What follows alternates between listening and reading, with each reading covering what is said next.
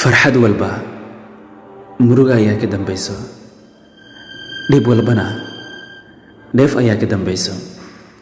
uma adkaysto canaanta dadka kale, balse niyad jabkaad ii geysato adiga dulqaad ayaan oo leeyahay aniga.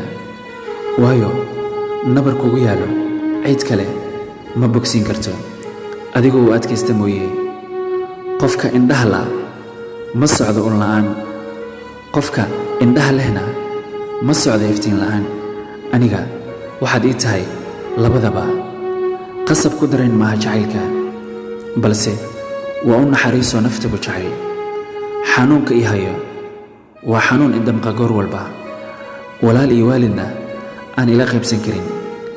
yaan u sheegtaa dhibta caashaqa, yaan ka weeshadaa jacaylkaaga. si kastoo ay tahay qalad ma lihid adiga, mana awoodo inaan qof xan kugu tilmaamo adiga.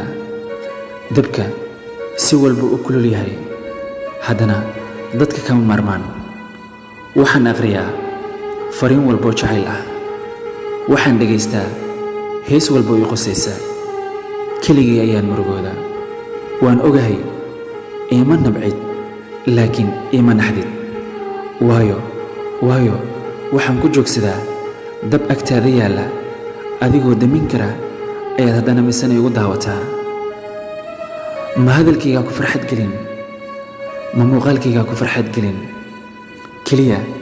keliya inaan ku jeclaado oo aad iga cararto maxay kuu farxad gelisaa adiga?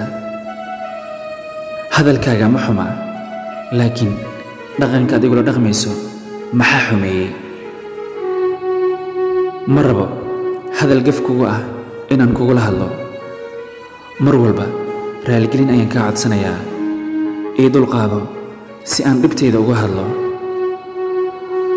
kuma dhahayo waad xun tahay, laakiin isku day inaad fahanto nafta adiga kugu jirto inay anigana igu jirto. mar walba ogow inaan ku jeclahay. waa Mursal Xuseen Mursal.